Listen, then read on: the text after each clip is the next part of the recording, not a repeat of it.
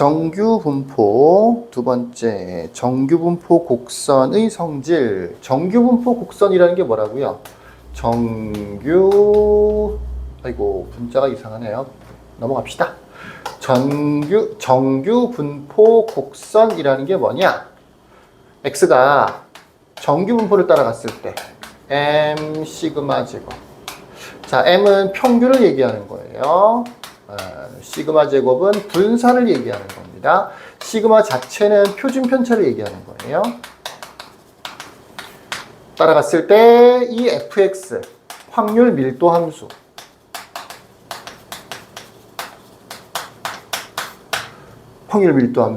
이 확률 밀도 함수를 우리가 보통 정규분포 곡선이라고 부릅니다. 어떻게 생겼다 그랬었냐면 대략적인 특징은 지난 영상에서도 배웠는데 x축이 이렇게 있고 m이라는 게 있으면 이 m이 평균을 얘기하는 거예요. 이 평균 m을 중심으로 해서 좌우 대칭이 되는 이런 종 모양이고요. 그 다음에 x축 자체가 점근선이 된다라고 했었어요. 오른쪽에서도 점근선이 되고요. 왼쪽에서도 마찬가지로 점근선이 되겠죠. 좌우 대칭이 된다 그랬었으니까 접었을 때 똑같아지는 거라고요. 대칭이 아닌 것처럼 보이는데요. 예, 착각이죠. 대칭인 것처럼 보여야 돼요. 대칭입니다. 자, 정규분포 n 괄호 열고 m 시그마 제곱을 따르는 확률 변수 x의 확률 밀도 함수, 그러니까 정규분포 곡선은 다음과 같은 성질을 갖는다. 첫 번째, 직선 x는 m에 대하여 대칭인, 여기도 종 모양의 곡선이라고 되어 있죠. 그 다음에 점근선은 x축이다. x축이 점근선이 된다. 대칭이 된다. 좌우 대칭이 된다. 됐죠? 꼭 외워두셔야 돼요. 그림으로 팍 외워두세요. 두 번째, 곡선과 x축 사이의 넓이는 1이다. 이건 당연한 거예요. 확률 밀도 함수라는 게 원래 전체 넓이가 1이 돼야 되는 거거든요. 근데 이거는 점근선이라고 해서 그렇지만 끝없이 가긴 가요. 그래서 실제로는 끝없이 이렇게 그냥 빗금친 부분 끝은 없어요. 계속해서 된다고요. 근데도 불구하고 전체 넓이는 무조건 1이 되게 돼 있어요. 그러면 여기서 우리는 뭐 따를 수 있느냐? 좌우 대칭이 된다 그랬었으니까 반 자르면 이 왼쪽 부분, 아니다, 이거 오른쪽이죠? 이 오른쪽 부분의 넓이는 0.5가 될 거고요. 반대로 이쪽 오른쪽 반, m을 중심으로 해서 왼쪽, 이쪽 넓이도 0.5가 되겠죠. 왜? 전체 넓이가 1인데 좌우 대칭이 되는 거니까 가운데 반 자르면 왼쪽 오른쪽의 넓이가 똑같이 0.5, 0.5가 돼야 되는 거겠죠. 이런 것도 알 수 있다. 2번은 확률 밀도 함수이기 때문에 당연한 거다라고 알아두시면 되고요. 세 번째, 시그마의 값이 일정할 때 m의 값이 달라지면 대칭 축의 위치는 바뀌지만 곡선의 모양은 변하지 않는다.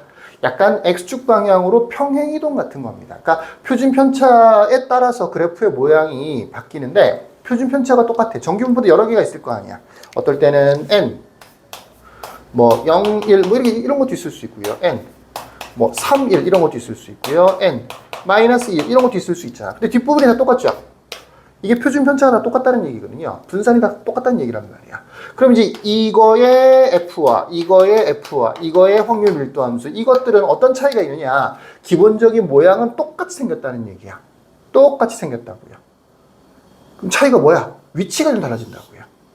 표준 편차가 다 똑같기 때문에 모양은 똑같은데 축이 되는 위치, n, 평균. 이거는 가운데 있겠죠. 이거는 약간 오른쪽에 있겠죠. 이건 약간 왼쪽에 있는 거겠죠. 이런 식으로 왼쪽, 오른쪽 위치만 달라진다고요. 그래프의 모양은 결국 뭐가 결정한다? 표준 편차가 결정한다고요. 모양은 표준 편차가 결정을 하고요. 위치는 평균이 결정하게 되는 거죠. 이 그래프가 왼쪽에 있을 수도 있고 오른쪽에 있을 수도 있고, 그래서 옆에 보시면 녹색, 빨간색, 보라색 이런 식으로 세 개의 그래프가 나란히 그려져 있죠. 평균의 위치에 따라서, 평균이 얼마냐에 따라서 그래프의 위치가 왼쪽 아니면 오른쪽으로 왔다 갔다 할 수 있다. 언제는? 표준 편차가 똑같으면. 그러니까 그래프의 모양은 무조건 누가 결정한다? 표준 편차가 결정한다. 표준 편차가 결정한다. 그 다음에 네 번째, m의 값이 일정할 때, 거꾸로 m이 일정할 때 이번에는 표준 편차가 달라지면 어떻게 되느냐? 그래프가 약간 뾰족해지거나 아니면 완만해지거나, 이차 함수도 그랬죠. y는 ax 제곱에서 a의 값에 따라서 a가 크면 어떻게 됐어요? 좀 뾰족한 그래프가 되는 거고요. a가 작으면 좀 넓적한 그래프가, 좀 이렇게 넓은, 폭이 넓은 그래프가 만들어지는 것처럼 표준 편차에 따라서 그래프의 모양이 조금씩 바뀐다고요. 평균의 위치를 결정하는 거니까 평균이 같다라고 치더라도 그러면 같은 위치의 그래프 그려지겠지. 대신 표준 편차가 커지면 어떻게 된다고요?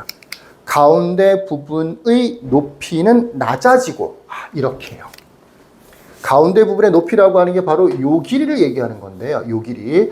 요 길이가 표준 편차에 영향을 받는다고. 표준 편차에. 그래서 표준 편차가 크다라고 하면 높이가 낮아진다고.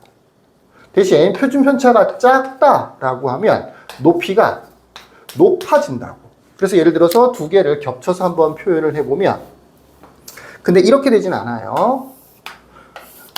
하나가 이렇게 생겼을 텐데 또 하나가 이렇게 그대로 위로 이렇게 올라가는 형태가 아니야. 전체 X축하고의 넓이가 항상 1이기 때문에 어디가 올라가면 반대로 다른 쪽은 낮아져야 되는 거예요. 무슨 얘기냐면 예를 들어서 이렇게 생긴 정규분포 곡선이 있습니다. 가운데를 높이고 싶으면 양쪽 끝은 낮춰야 되는 거예요. 그래야 전체 넓이가 항상 똑같이 1로 유지가 되는 거죠. 이렇게 그려진다고요. 이렇게요. 교점이 그렇습니다. 뭐 대칭이 되는 거니까, 양쪽에 대칭이 되는 거니까 그림은 약간 얘가 더 가까워 보이지만 실제로는 길이는 똑같아지는 거죠. 이렇게요. 더 높아졌다. 그러면 더 뾰족하게 이렇게 만들어지는 거죠. 대신 더 빨리 내려오겠죠. 이렇게요. 뭐 이런 식이 되는 겁니다. 위로 올라가면 올라갈수록 옆은 더 내려오게 되는 거예요. 이렇게 되는 거죠. 요거 필기 하나 해 놓으세요. 표준 편차랑은 반대로 움직인다. 표준 편차가 크면 높이는 낮아진다. 표준 편차가 작으면 높이는 높아진다. 요렇게. 대신 뭐 다 전체적으로 올라가는 게 아니에요. 그래프의 모양 자체가 뾰족해진다는 얘기예요. 높아진다는 얘기는 가운데 몰렸다는 얘기인데 요 가운데 부분이 뾰족해진다는 얘기인 거지 전체적으로 상승하는 건 아니야. 그렇게 되면 전체 넓이가 1이라는 거에 좀 위배가 되겠죠.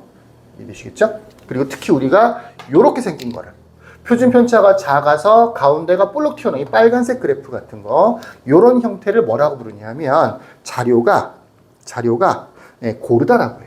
자료가 고르다라고 보통 표현합니다. 일정하다, 고르다 이런 식으로 표현을 합니다. 고르다라는 것은 표준 편차가 작다는 의미고요. 가운데로 몰려있다라는 뜻인 거예요. 가운데 높이가 높다. 대신 양쪽은 낮아지겠죠. 이런 특징들을 가지고 있습니다. 이 높이에 따라서 표준 편차가 바뀌는 거예요. 표준 편차는 얘가 제일 작고요. 그 다음에는 그 다음에 얘가 제일 크죠. 거꾸로라는 거. 뾰족한 게 표준 편차가 작은 거고 고르다로 연결된다는 거 잘 좀 기억하시면 좋겠습니다. 자, 여기까지.